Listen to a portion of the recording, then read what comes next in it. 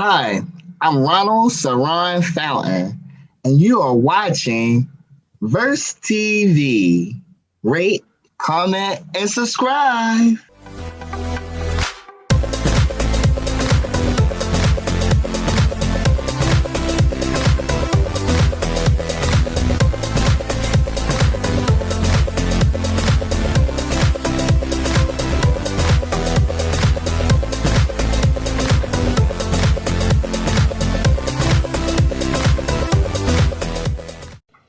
Hello, everyone. Thank you for tuning in and all the tea on Verse TV. It's your girl, Yuri G, and I'm here with Ronald, the SirRon Fountain.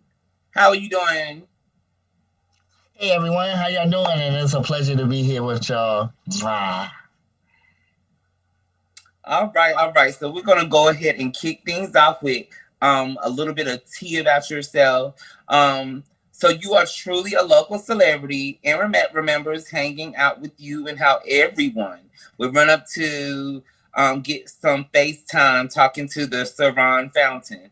You have had quite the journey to get to this level of universal love, and today we would like to get all the tea on your journey and the mountains that you have successfully traversed.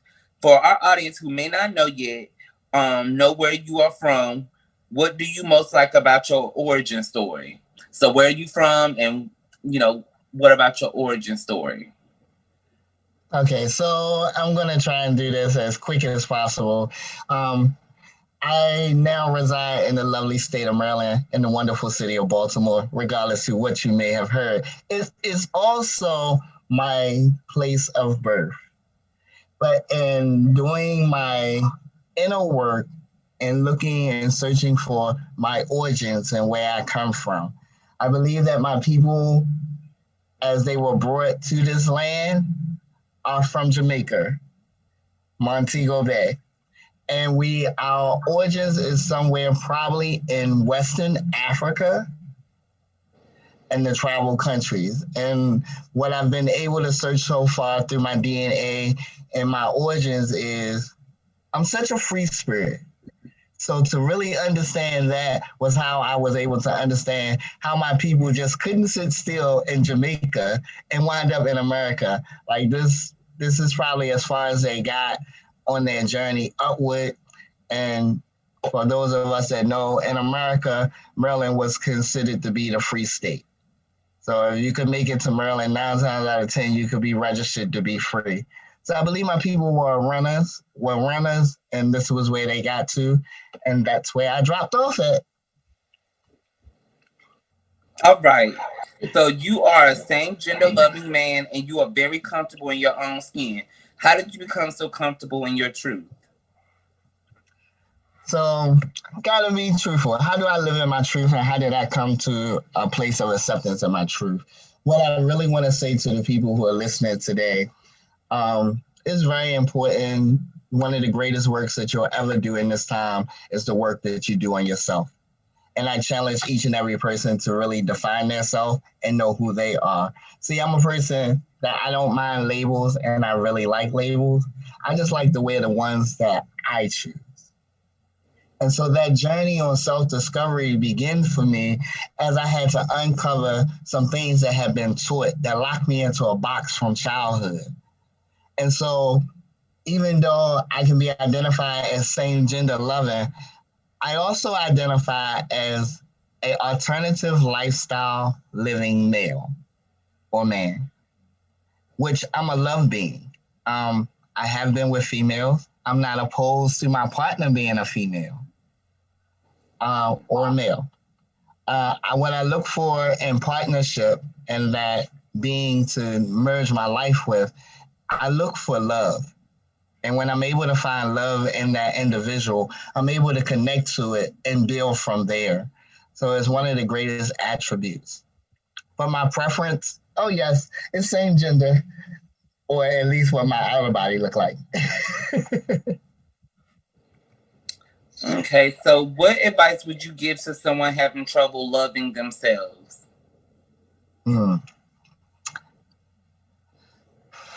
I guess one of the first things that I would say to the audience, I am an aspiring life coach, And so I meet a lot of individuals who deny their self that self-love.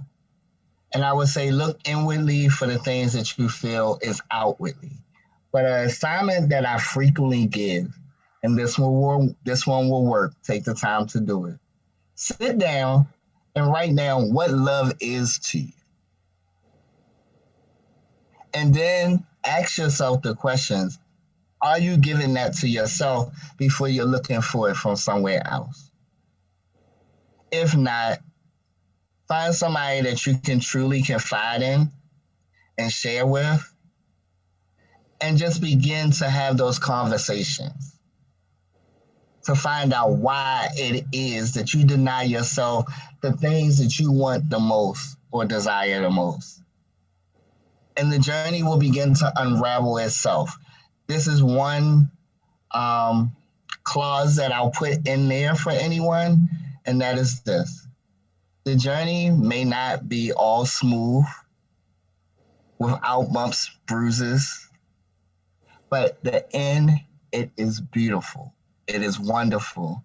And you'll come to a place of strength that you never believed that you had.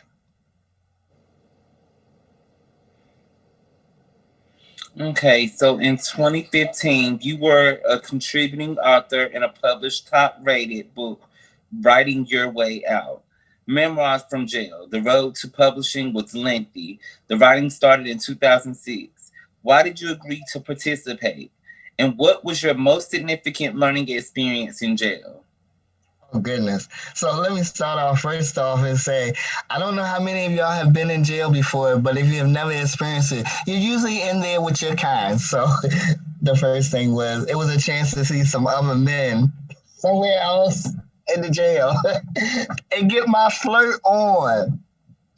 Because the professor, when he first sent the flyer to us, he sent it to us as a creative writing class.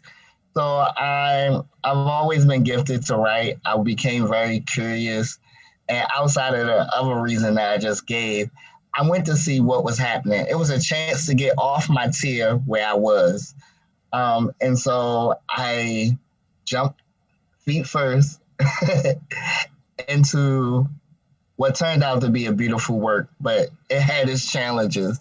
But in the beginning, I joined and started participating kind of out of curiosity.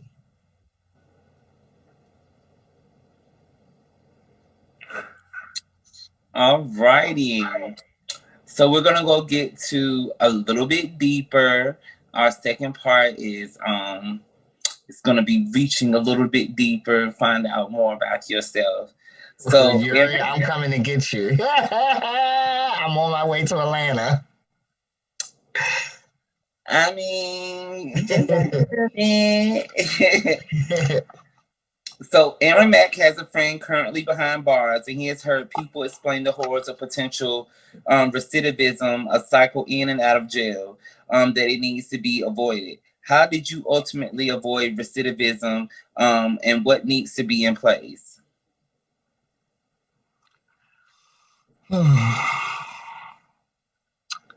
Forgive me, y'all. Sometimes when I have to speak about these experiences, it carries me back to a place that I have to relive the experience. I didn't get it right away. That when you become part of the system works to get you back in the system over and over again. And there's some things set up in the system that automatically makes you retread. Within inside myself, the first time I ever got incarcerated was in 1994. If I combined all the time that I ever actually did inside the walls, it would be about 8 years. But in 2006, two judges blessed me and they gave me 18 months. While I sat in there, we're now in 2006, and I'm telling you, I had to reflect from 1994. I sat in there and my spirit broke. A fight broke out in the back of my dormitory where I was, and I looked back there and I just broke down and started crying. I was like, how did I get here again, yet again? I know that there were some factors in my life, but I really wanted change and I didn't want to be on that side anymore. I don't know if anybody understands what it feels like to be told when you can eat, when you can sleep, when you can shower, when you can use the phone. You have to fight to try and watch TV, and then who can come see you and when they can come see you. I don't know if anybody know what that feeling is, but being the free spirit that I am, it just wasn't working anymore. Um, and so I launched a campaign while I was in there. This is my last time. Come hella high water.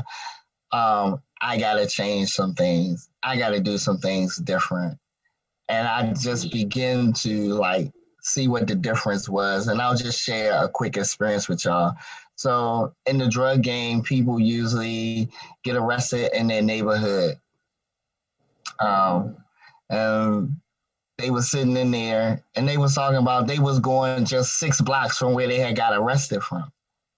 And it's like, but policemen keep their jobs for long times and have long beats. So that don't quite make sense to me that the same policeman that arrests you is just going to see you 6 blocks down the street.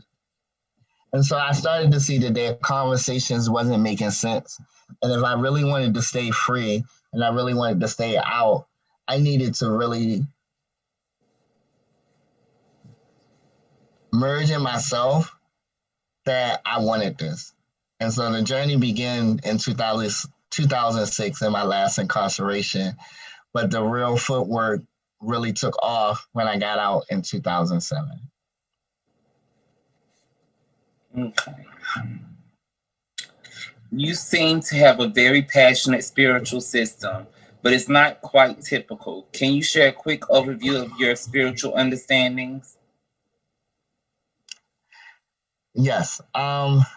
So that was a part of the journey and ending recidivism for me. So I have a strong belief in a creator. Today, I practice my belief mostly to the way of Christianity, that I believe in the Father, the Son, and the Holy Ghost. But it doesn't null and void that I believe in one spiritual being, overseeing it all. And so one of the things that I was able to do spiritually was I began to knock down or dispel beliefs that have been taught to me. Like, I can honestly say today, when I tell you that I believe in God, I don't believe that God is punishing. So I and getting with self and really gaining confidence, I no longer believe that God was punishing me because of the way that I live. But the way that I lived did have something to do with the way my life was going. And so if I wanted to get on that side and be in agreement with the being that I believed in, I had to make some changes that I would say it like this. I had heard all my life, 2 wrongs don't make it right. So I still don't understand how the government can say that somebody took a life and then decide to kill that person. That's 2 wrongs and don't make it right. So it was like, for me, I had practiced wrong for so long, it felt right. That when I began to practice right, it felt wrong. And I had to make that commitment into myself. Hey, everybody. So here, SirRon Fountain. You can look me up. You can find me on Facebook under Ronald Fountain, at Ronald Fountain. And then if you want to follow me on Instagram, of course, hit that and it's SirRon Fountain. One word, bring it through. And then if you want to find me on Twitter, it's King Diesel. Make sure you look for the Baltimore because there's a lot of diesels on there. But I look forward to hearing y'all. And it's been my pleasure to share with First TV.